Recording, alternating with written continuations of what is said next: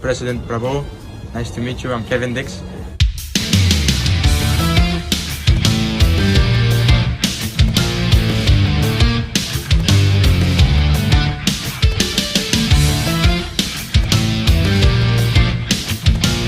Kevin Dix akhirnya sah menjadi warga negara Indonesia setelah selesai menjalani sumpah WNI. Begini pernyataan pelatih timnas Jepang setelah tahu Kevin Dix sudah selesai diproses menjadi WNI. Asuhan coach Indra Safri masuk grup neraka di Piala Asia U20 2025.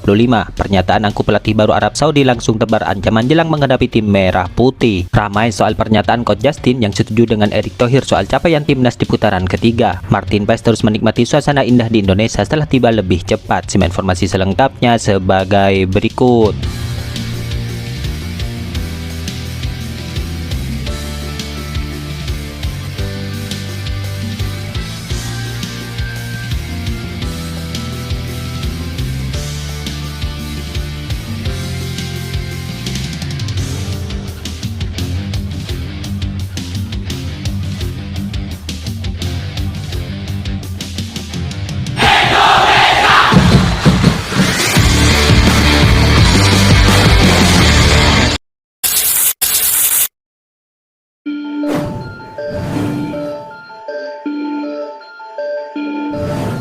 Coach Justin diketahui baru-baru ini memberikan statement yang cukup mengejutkan, di mana ia setuju jika Coach Sintayong dipecat sebagai pelatih timnas Indonesia apabila tim merah putih gagal lolos ke putaran selanjutnya. Menurutnya, target lolos ke putaran keempat kualifikasi Piala Dunia adalah harga mati bagi timnas Indonesia.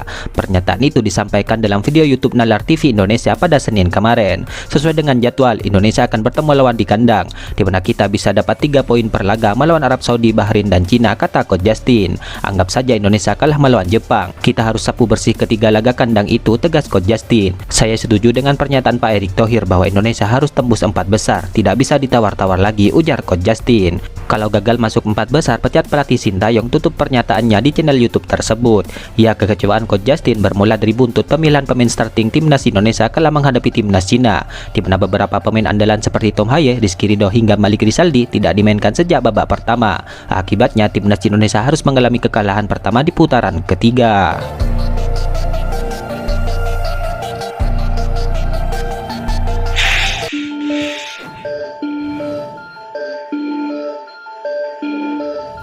Timnas Indonesia saat ini disebut harus berhati-hati. Pasalnya timnas Arab Saudi menabuh genderang perang ancaman untuk tim merah putih di laga lanjutan putaran ketiga ini, di mana pelatih timnas Arab Saudi yaitu Hervé Renard menegaskan bahwa dirinya sedang meracik rencana untuk membawa timnya lolos langsung ke Piala Dunia 2026.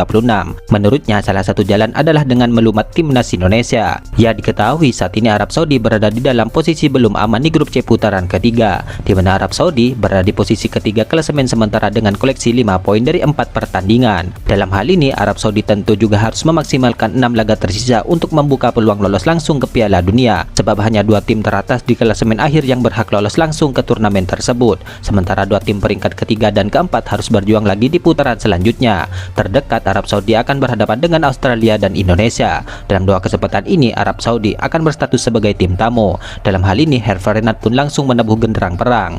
Kembalinya saya ke Arab Saudi karena saya yakin bisa lolos ke Piala Dunia. Kalau tidak, saya tidak akan tinggal 1 hari pun di negara itu, kata Hervé Renard. Saya mengenal para pemain dan saya menyadari sejauh mana bakat mereka. Situasi saat ini tidak baik, namun juga bukan yang terburuk.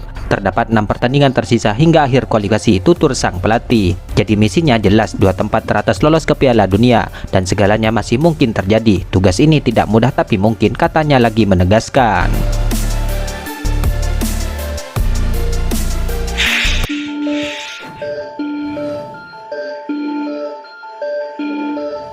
Setelah penantian panjang untuk tim merah putih yang ingin mendapatkan sosok Kevin Dix, kini akhirnya sudah tercapai, di mana Kevin Dix baru saja selesai mengucapkan sumpah kesetiaannya sebagai warga negara Indonesia, tepatnya di Denmark. Dalam kesempatan itu, Kevin Dix tampaknya penuh bangga karena ia sudah memasuki tahap akhir dalam proses dirinya untuk menjadi WNI dan membela timnas Indonesia.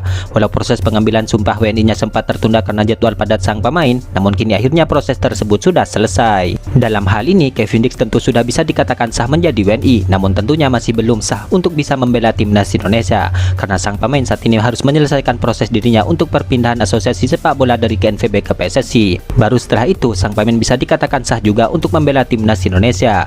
Ya, namun menariknya proses Kevin Dix yang baru selesai di proses ini tampaknya menyedot perhatian beberapa pihak. Salah satu yang menyorot perhatian proses Kevin Dix itu ialah Hajime Moriyasu, di mana Hajime mempelajari materi pemain timnas Indonesia termasuk Kevin Dix yang baru saja selesai menjalani proses ini. Ya, diketahui sejumlah pemain keturunan di timnas Indonesia memang terus menyedot perhatian termasuk oleh Hajime Moriyasu, di mana pelatih timnas Jepang tersebut sudah memantau sejumlah pemain keturunan Indonesia dalam menyiapkan skema permainannya.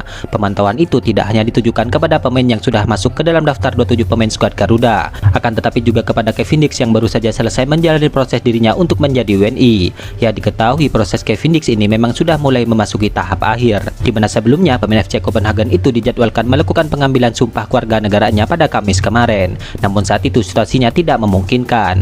Selain staf Kementerian Hukum dan HAM baru bertolak ke Denmark tepat pada sore kemarin, di mana Kevin Dix juga baru selesai memperkuat FC Copenhagen dalam menjalani pertandingan melawan Istanbul Basaksehir. Di samping itu, pendaftaran pemain untuk laga melawan timnas Jepang sudah ditutup hari ini. Dalam hal ini tampaknya Moriyasu tidak terpengaruh dengan situasi tersebut dan ia tetap mengantisipasi segala kemungkinan. Sebagai bagian dari upaya untuk memperkuat tim, mereka telah memproses pemain yang mempunyai garis keturunan Indonesia dan berjuang untuk Indonesia, ujar Moriyasu. Kami harus mempertimbangkan daftar pemain bisa saja berubah. Kami sedang memeriksa semuanya termasuk pemain yang sedang dalam proses mengajukan naturalisasi, jelas Hajime. Ya, selain itu Hajime juga mengatakan bahwa kehadiran sejumlah pemain keturunan Indonesia yang sebagian besar di Eropa, hal itu membuat pertandingan nanti akan bertambah sulit. Kami memiliki banyak pemain yang aktif di Eropa, tetapi kami menyadari ada juga banyak pemain Indonesia yang bersaing di panggung yang sama. Jadi kami siap menghadapi pertandingan dengan perkiraan itu. Akan menjadi pertarungan yang sulit, ucap Moriyasu.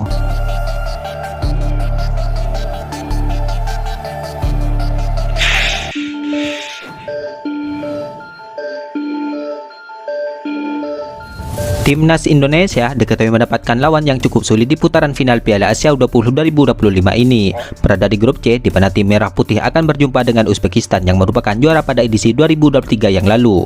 Ya, drawing fase grup Piala Asia U20 2025 ini dilakukan pada hari Kamis siang kemarin. Skuad Garuda berada di pot ketiga pada drawing tersebut, di mana posisi itu membuat tim Merah Putih harus berhadapan dengan lawan yang sulit.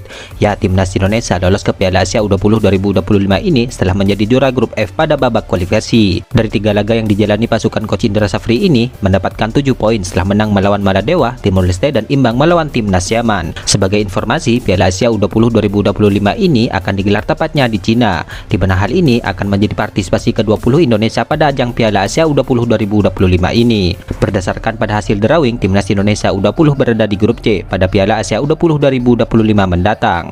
Hal ini bukan grup yang mudah bagi anak asuh Coach Indra Safri karena bertemu Uzbekistan, Iran dan Yaman. Uzbekistan belakangan ini memang menjadi kekuatan yang penting di Asia. Mereka adalah juara Piala Asia U20 2023 alias juara bertahan. Jadi Uzbekistan adalah lawan yang akan sangat merepotkan. Iran juga merupakan kekuatan tradisional di sepak bola Asia. Sedangkan Yaman adalah lawan yang dihadapi timnas Indonesia di babak kualifikasi, di mana dalam laga itu timnas Indonesia bermain imbang 1-1.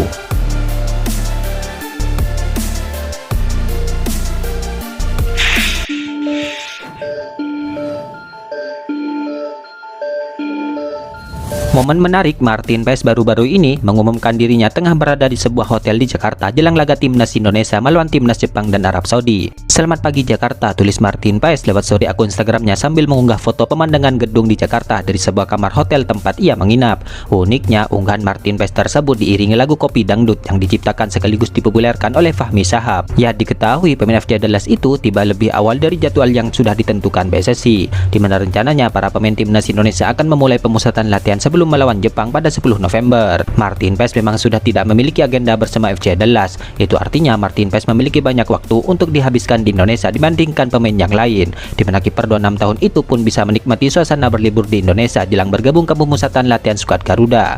Selain itu, manajer timnas Indonesia yaitu Sumarji mengatakan bahwa Martin Paes memutuskan untuk datang lebih awal, hal itu untuk berlibur terlebih dahulu di Indonesia. Martin Paes mau berlibur dulu ke Bali, jelas Sumarji soal alasan Martin Paes datang lebih awal dari jadwal pemusatan latihan timnas Indonesia.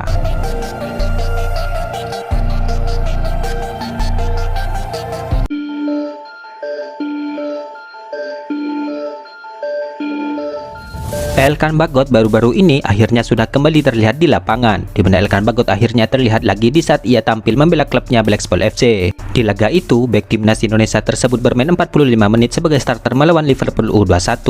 Namun sayangnya, tim pemain abroad itu kalah dengan skor akhir 6-7 dalam adu penalti setelah laga berakhir 0-0. Atas kekalahan di laga EFL Trophy tersebut, Blackpool ditetapkan di peringkat kedua klasemen grup E. Dalam laga itu, sejumlah pemain senior dimasukkan ke dalam starting sang pelatih. Salah satunya adalah Elkan Bagot. Itulah ulasan terkini hangat dan menarik seputar tim merah putih yang dapat kami sajikan hari ini. Jangan lupa dukung terus tim merah putih di channel ini dan salam olahraga.